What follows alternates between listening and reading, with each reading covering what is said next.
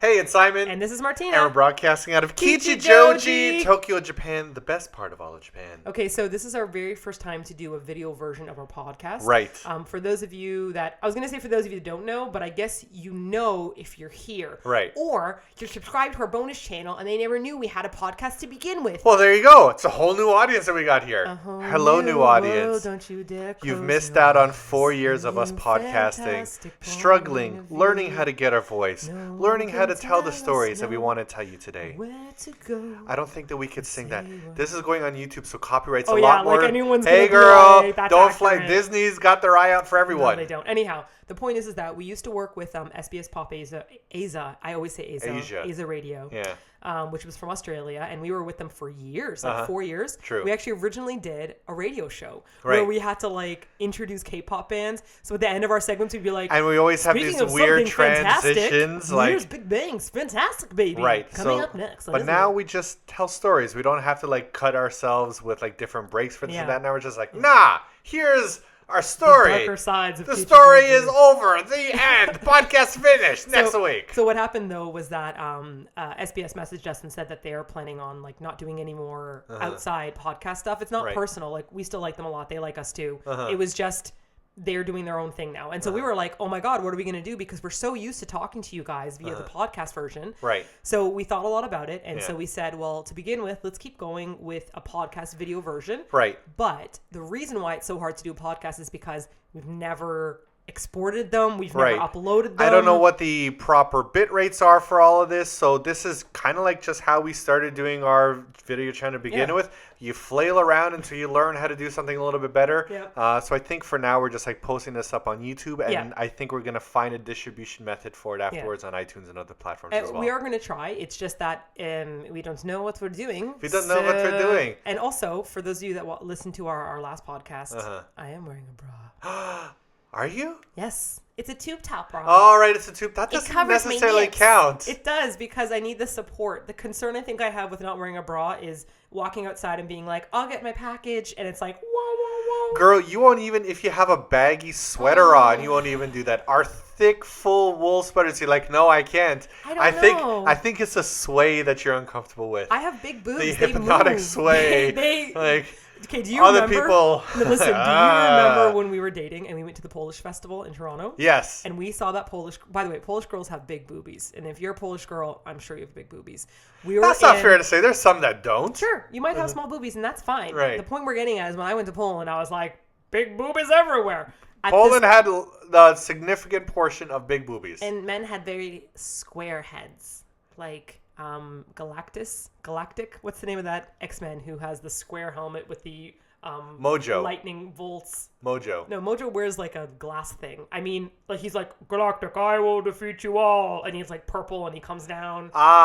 That's the Hamburglar. You're just gonna do this to make fun of me. Oh, now. right. I'm sorry. Who I'm talking the big about. purple one. I got a mistake. That's Grimace. He's the one that was homies with Ronald McDonald. Yeah, that was Thanos, pre-Thanos, right? Anyways. The point is that we were at this Polish festival in Toronto, and this girl walked towards us, and the two of us, we didn't turn eye contact. We just kept walking straight.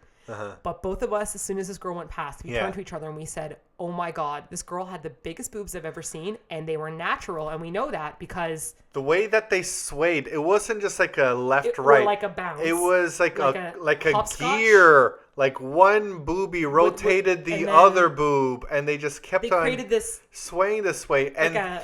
Like, we remember to this day, there was some of the most, like, and it's not, like, she had, like, a full T-shirt up to here. She was moving forward, and they were going, like hopscotch, like, I had a friend, and her name was Sue. She went to, and I'm like, what is happening? It was amazing. Has it been since then that you've been afraid to wear, like, to go out without a bra on? I actually think that, truthfully, not wearing a bra with somebody who has bigger boobs, it actually just hurts. Like, I used to be in cross country, and I used to be in, like, a lot of sports. Girl, and I would go out without, but you don't wear a bra. No, that's a BS answer, because around the house, you don't wear a bra. But if somebody rings a doorbell, you're like, I can't go out. I'm exposed. So you're worried about, like, 10 seconds of pain? No, that's not true, because sometimes I wear really tight tank tops underneath my t-shirts to keep the girls down. Right. Because they move and it hurts. But you still won't answer the door. What's that sports bra line by Kanye West? Or is it just that you're using your boobs bra, as an excuse, and you're like, manslave, Get the door for me. Answer it for me. I can't. I don't have a bra on. We'll never know. That's something that's an issue for girls. Don't you know? Obviously. We'll never know, will we? We'll never know. Speaking of Poland, we were going to tell a story about Japan. Yes, we're talking about World Cup. Enough about boobs, Cup. Simon. Stop talking about boobs so much. You're the one that raised the topic. The point is, Japan versus Poland. Yes. In the World Cup. Oh my gosh, we were really excited to watch this. We were very excited. The game was going to air at 11 p.m. in Japan time. And we decided, okay, let's leave the house and watch it because we don't have cable. So that was the main factor of the decision. If we had cable, there'd be no story right now. Well, here's the thing. You know, you can find streaming sites that have this kind of stuff up, right? Sure. But the problem is the streaming sites are like unreliable. They go down. They always go down when something important's about to happen. They're like, I know. And it's like... Yep. And plus, there's something nice about the atmosphere of like we did that a lot in Korea when we cheered for the Korean Reds. Yeah. Except it was a lot easier to do in Korea because in every single restaurant there were TVs. Remember World Cup? People like got TVs and they put them outside of their place and just like had people gathering. They brought in special TVs for the World Cup. But truthfully, I can't remember if we've already talked about this or if we talked about it to the Rainbow Ladder support team. So please excuse me if we've repeating this. We're old now. We don't remember the things that we say. We repeat ourselves repeatedly. We put up 6 videos in a row going, remember that time we went for capsule toy sushi? And everyone's like, you did that. We're like, did we? The point is, Korea has TVs everywhere. Yeah. Back of taxis. If you go for samgyeopsal, there's TV. Kimbap Cheongguk, like you name it, there's a TV. But Japan doesn't. We got on our bikes and we said, okay, so let's like drive down like the streets, see if there's any izakayas that have them. Let's go to the dark side. There are lots of izakayas that just don't have TVs. No. And I think that's because they want people to I don't know, like talk to each other and socialize. It's this weird concept of like speaking with people. I don't know. It's Japanese, whatever. So we go to this sports bar that we've been to before. That's where we watched the McGregor-Mayweather fight. Yeah. And we wanted to watch the game. Pulled up on our bikes. Bing, bing. And I said, Simon, go inside. It's 9 p.m. Game starts at 11. Game starts at 11. We went there at 9. And I said, can we, sit down? And they're like, do you have a reservation? And I'm like, no, it's a sports bar. And they're like, excuse me, sir. And they're like, I'm sorry, but all of our seats are booked for the night. I'm like, so what? It's a sports bar. Let me stand with a beer and watch the game. Yeah. No. This sports bar, I believe it's kind of like, remember that clip we saw of Michael Jackson when he went to a supermarket that shut down just for him? Oh, yes. So and he's like, I don't know what normal people are like, but I guess this is what shopping's like. I think this sports bar is kind of made by people who heard about sports bars, but have never actually been to a sports bar because it's way too clean. Yeah. Why can't you stand there? There's no ash or dirt or like peanuts on the ground. All of the food is very delicious, really and it looks like the pictures that they show in the menu. Like they have really delicious stuff there. It's way too hoity-toity for a sports bar. Yeah. It's the fanciest sports bar I've ever been to. If you guys follow our Instagram page at all, which is Eat Your Kimchi. Yes. On the stories, we once posted up at that location. Oh, did we? Only during the McGregor fight. And it was like 10:30 a.m. or 11, and the two of us were in almost a nearly empty bar, and there were like 5 of us all together, and it was like broad daylight. They were projecting it on the screen, and we're all like, eating our delicious homemade egg burgers. They were great burgers. Quality burgers at this really snobby sports bar. No, because I get so sad when you eat burgers. Oh. It's the saddest thing for me to see you eat burgers. Why? Because you can't open your mouth that big. It hurts your jaw. You have to take little nibbles. It broke my heart a few months ago. Martina told me because like whenever she would eat a big sandwich or a hamburger, she'd always make such a mess of it. And it'd always be like, you look at the top bun and there's like 75% of the bun left. And then the bottom bun has only like 25%. Like, girl, you eat this like mush. Why don't you flip it around? And he's been telling me this for years. Like he's trying to teach me how to properly eat a burger. And I'm like, girl, you should know. And she's like, I can't open my mouth big enough because of my EDS. And I just shattered inside into a million pieces.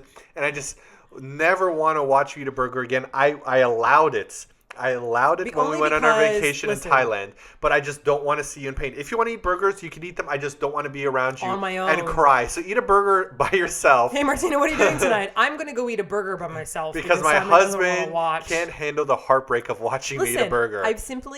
I've dislocated my jaw twice in my life like hardcore. And both times were with burgers. Yeah. Because I can extend my jaw like a python dislocating his jaw to consume a deer in the wilderness. I can do that. Right. The problem is closing it up again sometimes doesn't line up. Right. And it's extremely painful. I know. It is you once knocked your jaw No, out. it had, like, my jaw's still out of place. Like, a few weeks ago, I was squatting, and I, like, was gritting my teeth really, really hard, and I just, like, gritted my, like, jaw out of place, and then, like, my teeth couldn't align anymore, and chewing was terrible. I had to, like, put all my chicken in a blender, and I just had to, like, drink it like a soup. He did that. It was really gross. No, that soup was delicious. Oh, you made a curry chicken soup. I made a... Yeah, girl, that was you good. think I'm just some barbarian? Yes. No, I made a delicious... I do. But it was a delicious soup, wasn't it? It was a fluke, but it was a delicious soup. You gotta respect game. That was a good soup. Anyhow, point is, you can't eat burgers around me. No, we're not gonna eat. It hurts, and so I just am scared to open my jaw fuller than I have to for a burger. Is all I'm saying. So we left this sports bar, this snotty establishment that I will not be giving my patronage unless I can get in there because it's really good food. Yeah. Also, I tried to make reservations at that place, but they said we needed a minimum of 3, and we said we don't have any. We don't have any friends, so no. Maybe I could just go in. No, especially because if it was like a 5:00 game, then we can have like Dan come down or like some of our other friends. But if it's an 11 or 2 a.m. game, they'd miss their train. None of our friends live in this neighborhood, no, so really. How are we supposed to make it for 3 people anyhow? So we continued our bike ride, and we were like, here we are on the dark side. And we were like, went how about past Thai the dark food, side. Vietnamese. We went past the gyoza shop where that person sneezed into my open mouth when we were walking, and I was like, maybe we should go here. And I'm like, I think it looks great. And as I said, great, someone was like, achoo! And I was like, that's the beginning of the zombie outbreak, by the way. I'm gonna because die. zombie viruses are usually depicted as like taking effect in like a couple like hours or so, or like minutes. Nah, this is a slow burner. I felt really gross. So we found this one place that's like past the dark side of Kichijoji, creeping into like Kichijoji area, which is going like dark. It's starting to be like our new favorite part of town. Like, we still love Kichijoji, but Kichijoji has so many what you're about to say, cooler. sir. No, Kichijoji will always be the best part of town, but we love exploring Kichijoji as well. And we found this one bar that was across from like a discount grocery store, and like underneath the train tracks, and you can hear the train going like. And I saw this big TV hanging from the ceiling, so I'm like, we stopped our bike. And I want you to understand the description here. Simon and I are biking. He's out front. He's got his bike. Right. I've got my bike with my little pinwheel. And two of us are like, gotta find a place. Yeah. Gotta find a place. And it becomes total darkness. I like how you make it seem like we're really like hauling balls biking. We have our mama cherry, and it's just like it's easy. There's none of this Tour de France kind of pedaling going on. There is for me because I turn it on and off of eco mode so that I can exercise my glutes. You sweet girl. I can't keep it on forever because it hurts my knee. You're such a cutie. So I go on and off. Anyhow, so we're like, gotta find a place. And there's like nothing in darkness. And then we see this shining light. And as we go past it, Simon goes, I think they have a screen. And he's like, squeak. Yeah. And then he stops and like waddles around to the front of the place and glances inside. And I'm like scared and like hovering in the back because you don't want to make eye contact with the Izakaya owner, and then they want you to come in. But then you're like, I'm looking for a place. Like, I feel sad when I turn away from places. So I walked up to like the place, and I looked at the TV, and I saw that it was on, and I turned to the owner and I said, are you going to play the World Cup? And he says, yeah, it's in an hour and a half. I said, okay. So we got the seats. We knew we had to go early because it was going to fill up. There were only 3 seats left. There were only 3 seats left, and they were in like the ass crack end of the bar, like far away from the TV, where there was no cell phone reception at all. Okay, well, here was the coolest part that I liked about this. We were like, okay, now we got to go figure out where to park our bikes. Right. So we jumped off our bikes, and the two of us were like, where should we go? Where should we go? Yeah. And then the owner pops around and he says, no, you can park there. It's fine. And we're like, really? And so there's already 2 or 3 bikes. And this is a rare, exciting thing because you get ticketed in Japan for parking on the streets. Right. You can if you find like a far enough out Izakaya, the cops aren't going to come all the way out there to ticket you. Right. But I mean, this was still kind of like, ooh, risky. So we pulled up our bikes beside the other bikes, and it kind of felt really like this community of little people that bike from their house. I just feel that it's so cool to be like, I'm going to like take my bike to the bar. I know. Like talk about designated driving, like, because like people like need designated drivers or Ubers or whatnot, but no, we just like hop on our bikes and go over to the bar, and then we just like waddle home afterwards. I'm with sure our we're bike. not supposed to be biking home. Well, we didn't get sloshed, like, because I decided not to drink in the middle of the week anymore. Yes. That's a new thing. But anyhow, the point is, we wound up getting there. Let's describe the bar. It was really interesting because we looked at the front of the bar, and we saw this like logo that was like circular, and it had font in kanji that I didn't know the kanji, but the font looked really familiar. And originally I thought, this kind of reminds me of like the Bakurai font, right? But then I was like, I'm probably just being like an Izakaya racist who's like, sure, all Izakayas are the same. Yeah. The place itself didn't look like it at all. No. But there were some certain, like, even the menu, the way that the menu was written, I was like, gosh, this reminds me. It has a similar kind of like text to it. And so when you first walk into the place, it's 3 glass doors that are just all open because it's the summertime now and the breeze is blowing through. There's some circular tables out front. Only 2. Like there's barely any tables for sitting. It's just one really long counter. Yeah, so it's an L shape. So it goes like this. Actually, they can see now. We don't have to describe. Oh! Did we take pictures there? No. Did we? No. Maybe. I'm not sure. It goes like this, and then it goes like that. And so the owner's here, and so everyone just has to sit lined up. You can't say this and that because we're going to be posting this like audio for people as well. So we have to use our words like big boys. It's shaped like an L. Shaped like an L. It's shaped like a this and a that. Yeah. And we were at the very top of the L. Right. Like the very back of the L. And when we get back there, our Wi-Fi signal dropped off like this. And then the bar owner comes up to us and he's like, Taiki, my brother. Now, Taiki is the guy that runs the Bakurai in Kichijoji. I'm like, maybe they're friends. But then he shows us this picture on his phone of like the guy that we're speaking with. He's looking at the camera. And then there's a man who's like laying down ass up. And he's like, it's Taiki. I didn't know how to tell him. I don't recognize Taiki by his ass. I recognize Taiki by his face. He's like, it's Taiki. I'm like, okay, sure, homie, whatever. Later on, Taiki winds up coming to the bar because it was a Thursday, and every single Thursday, Bakurai is closed. Why did Taiki come to the bar on Thursday? On his one day off when he's running an izakaya, every single day, his one day off, he went to another izakaya. Why? Are you asking? I'm sorry. I'm asking you. This is a cue and shoot. Oh, and shoot. Because I was going to describe the foodsies. Anyhow, so Taiki comes in and he sees us and he's like, Simon Martina. Right. And they all like high five each other and he comes back and gives us a hug and everything. Then he explains to us. This guy was one of the OG creators of Bakurai. He started it with them. He was one of the founders of Bakurai. Him and Junsu and Taiki. And then eventually he gave it to him. And then he took over. And then he came over to start his other izakaya. And every Thursday he comes to his like... he said brother, and I asked him like Hontoni, like real brother, and he said soul brother, and I'm like, got it. So I just find that so impressive. It's kind of like this is one of the founders that started your career now, Bakurai, and every Thursday you go there to pay your respects. He didn't sit there to like have a full meal or anything. He wasn't there for like 3 hours. He just had a couple of drinks. He watched a bit of the game, and then he wound up leaving. But I just like. On my day off, I wouldn't go to another izakaya. Like, on my day off, I don't want to shoot more videos. I don't, like, on my day off, I want to chill.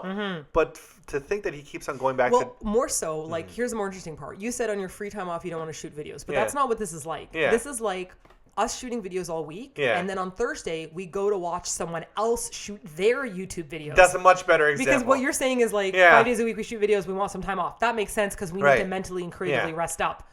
You're saying, now let's go hang out with our friends and watch them shoot videos. No, thank you. Thanks. No, thank you. But it's a really cool, like, give back to, like, a give back feel in general. And we're starting to notice. The last time we went to Bakurai, the people beside us, Taiki came over and he's like, he runs a yakitori restaurant. Right. And then they showed us the location and I'm like, that's in Kichijoji. Again, it's the far end of the dark side of Kichijoji. There's it was between the dark side and the place that we were right now. Yeah. And I was like, I know that place too. So now we're starting to realize everyone's connected. Everybody knows each other. All the people hang out with each other. So when you get to know, a neighborhood, like Kichijoji, we've missed out on this every year and it devastates me. But every year. We're going to probably miss out again this year. It's just timing is like always happens. They have these festivals where they lift up the, like these like little temples and they like bring them to each Buddhist temple and like or the Shinto temple. I'm actually not sure. Shrine things. I don't know what they're called, but there's a proper term for them. It's supposed to be basically. I know what it's about. It's about that you're supposed to be moving the god from one place to another. So technically,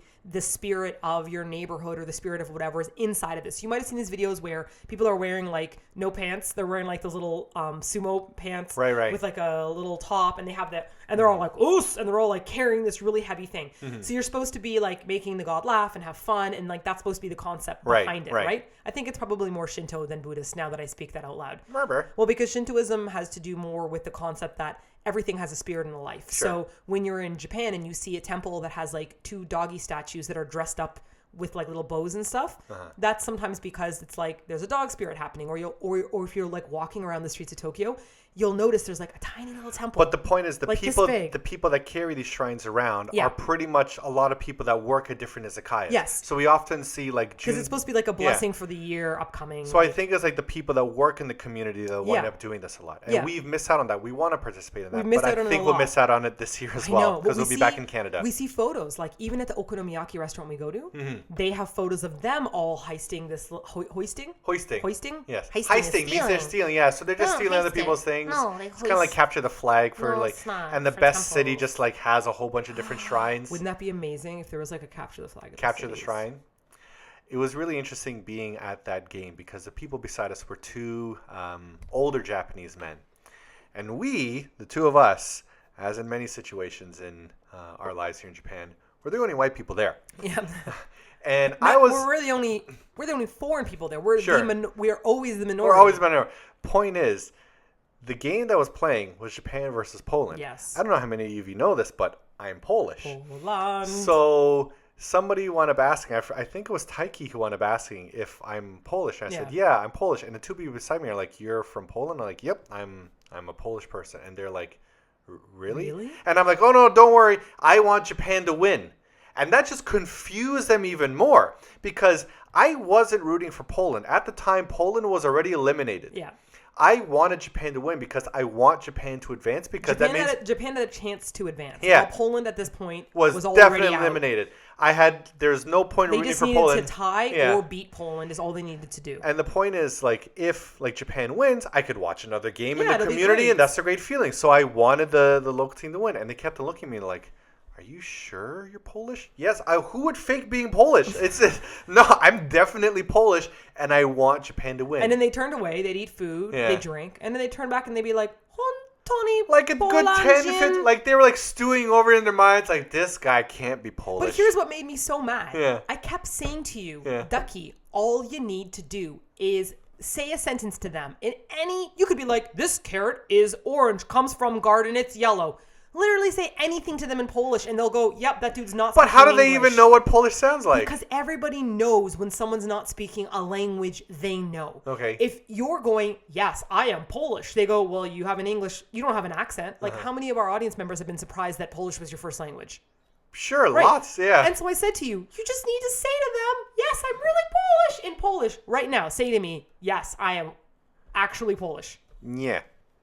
You don't say It means no. I said it in Polish. Tell me the whole sentence. Say, yes, I am actually Polish. My Polish is so embarrassing, you don't girl. Say this? You don't understand my phobia. When I was in Poland and I tried to speak Polish to people during our fan tour, and I spoke with the security guard at a mall, and I'm like, can you tell me where the bathroom is? He said, spokojnie, which means calm down. He's like, what is it you are trying to say to me? Yeah. Because he couldn't understand my nonsense Polish. So what? A single security guard at a very popular tourist mall couldn't understand your Polish. Right. He probably assumed that you were... brother. My brother's made fun of my Polish for so many years. Slavic, do you hear me? No, you don't even know about this. You've so deeply scarred me. I can't. You don't even know that. No, the point is, no. You're doing it. Just say yes. Tak. I'm honestly Polish. I don't know how to say honestly. Say, I am Polish. Ja jestem Polak. That's it. That's all you need to say. Tak, ja jestem Polak. That's it. See, you said it also. How do we know you're not Polish? And then I'd say, nunuś, piszczuki, zebówle, pierogi, you sound like Brad Pitt in Inglourious Basterds. I'd be like, Buongiorno. Buongiorno. So that's our story about the World Cup. I didn't even get a chance to talk about this place at all. You were building up to your Poland stress. And I was like, listen, here's the other thing I want to say. Tell me. Remember how good when we discovered that on their Otsusume menu, it said, Seseri to cheese. And we said, what's that all about? Turns out, when we ordered it, Seseri is like a neck certain part. Neck. It sounds like neck, like we're saying bony, but like picture chicken fingers stuffed with cheese and deep fried. And we went, what the heck? Then we ordered tomato, bacon, to cheese. And we went, what's this all about? Right. It was delicious. Amazing. Like a little frying pan. Yeah. With slices of tomatoes, which we barely found. Right. Covered in cheese and bacon. And Martina was really funny because she's like, usually I don't like warm tomatoes, but I kind of really like them in this form. And it really makes me think Japan really knows its tomatoes very well. Yeah. It could be the temperature. I'm like, nah, girl, they covered in bacon and cheese. There's literally every vegetable in the world. And then we discussed you can cover with bacon and cheese, and it will be delicious. We discussed it. Yeah. Potatoes, bacon and cheese. Done. Great. Sweet potatoes. Bacon and cheese. Yep. Green beans. Bacon and cheese. Cauliflower. Broccoli. Bacon with bacon and cheese. Bacon and cheese. Like every vegetable with bacon and cheese is going to be delicious. It's not like some subtle art form to the tomato. Right. Point is, this place also had great food. We were just very annoyed. Stunning food. Yep. We love food in Japan. Love it so much. It's so delicious. Yeah. But I hurt my tummy because I ate too much greasy foods. Oh. I don't usually eat greasy foods that much. And because it was World Cup time, we were there for so long. In the end, Japan made it through with the biggest fluke on the planet. Right. What ended up happening was Japan ended up tying Senegal, is it? Senegal. The team's name I can't pronounce. Both Senegal and Japan lost 0-1. They were playing at the same time. So they had the identical record, but Japan had fewer yellow cards than Senegal, so Japan went through because they're not meanies and bullies. And apparently there's something, it's called something like the fair play rule or something. So because Japan had less yellow cards, they actually went through. Yeah. And basically it's like, why did we advance? Because we're nice. Like, but the point is, like, when Japan wound up advancing, like, we were like, oh, right, we celebrated. And everyone in the bar is like, yeah, it's kind of like not, they weren't that pumped about it. Like, oh, this is good. Well, because it also was a really weird ending. Because at the very end, they just started kicking the ball to each other and not playing. And we're like, what's happening? A great game, but it was a great memory. It was a great memory. And I'm glad that we could share this with you all for our very first podcast. In the not quite dark side of Kichijoji. Our time is up now. We're trying to aim for around like 20 minutes. We're at 27. Are we? Well, we don't have no time now, Simon. We can just talk until we feel happy. Well, I'm going to stop talking now. I know. I'm saying this is the perfect wrap-up. I'm saying before we had to be like, kind of girfed inside of it. Girfed. Girfed and flurfed. Sir, let me ask you a question to everybody. The question is, what is the question? My question is, does cheese and bacon make everything great? Name me something. Name a vegetable. Vegan, I can help name a vegetable that does not go well with cheese and bacon. That would be like, ew, you've made this worse. That's what I would like to know. Other than that, I guess take care, everybody. We need to think of a sign off. 2 high fives in the middle. You ready? Nobody can see. This is a terrible idea. Ready? Okay, ready? 3, 2, 1. Kichijoji out. Thank you for listening to EYKFM. This is Martina. And this is Simon. And we're signing off. Stay sexy, everyone. Bye-bye.